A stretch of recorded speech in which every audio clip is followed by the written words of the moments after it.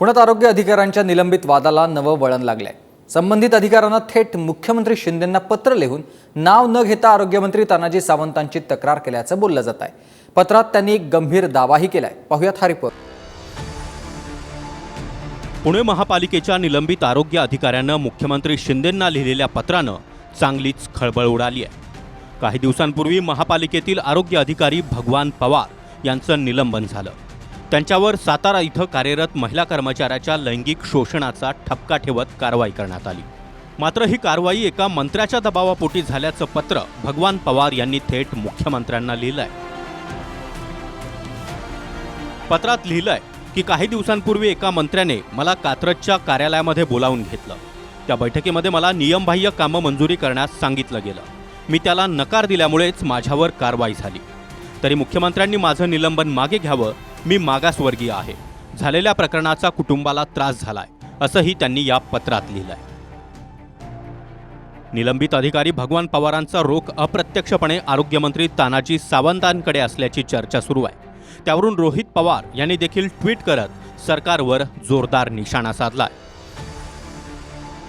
आरोग्य विभागात अँब्युलन्स खरेदीमध्ये 6,500 कोटींची दलाली खाणाऱ्या भ्रष्टाचाराच्या खेकड्यानं आता अधिकाऱ्यांनाही नांग्या मारण्यास सुरुवात केली आहे। नियमबाह्य टेंडरिंगला नकार दिल्यामुळे व्यवस्थेतील याच खेकड्यानं निलंबित केल्याची तक्रार पुणे महापालिकेतील आरोग्य अधिकारी डॉक्टर भगवान पवार यांनी मुख्यमंत्र्यांकडे केली। तो मंत्री म्हणजे आरोग्यमंत्रीच आहे का? असेल तर संपूर्ण आरोग्य खात्याला आपल्या पोखरणाऱ्या या मंत्र्याला मुख्यमंत्री एकनाथ शिंदे साहेब आपण अजून किती दिवस पाठीशी घालणार?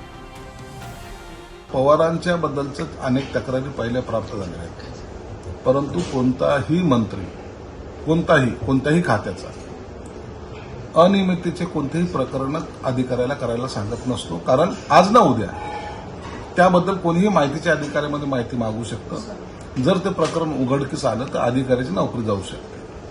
म्हणून इल्लीगल काम सांगायचा हिंमत कोणी करत नाही आणि अधिकारी सुद्धा ते काम करत नाही। म्हणून असं एखाद्या मंत्र्यावर एखाद्या अधिकाऱ्याने आरोप करणं हा गंभीर आहे। म्हणून आता मला वाटतं एक सावंत साहेब त्याच्यावर योग्य ते ऍक्शनही घेतील आणि त्यांचं असलेलं स्पष्टीकरणही देतील। माहितीनुसार भगवान पवार हे कोरोना काळामध्ये पुणे जिल्ह्याचे आरोग्य अधिकारी होते। यानंतर ते पुणे महापालिकेत रुजू झाले, पण फक्त 3च महिन्यात त्यांची बदली केली गेली। याविरोधात पवारांनी मॅटमध्ये आव्हान देत बदली रद्द करून घेतली। तेव्हापासून आरोग्यमंत्री तानाजी सावंत आणि भगवान पवार यांच्यामध्ये खटके उडत असल्याची चर्चा आहे। प्रदीप कापसे, TV9 मराठी, पुणे।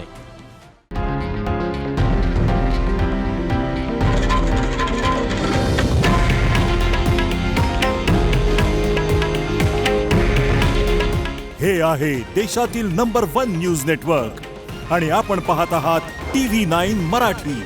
काळजी तुमची, हित महाराष्ट्राचं।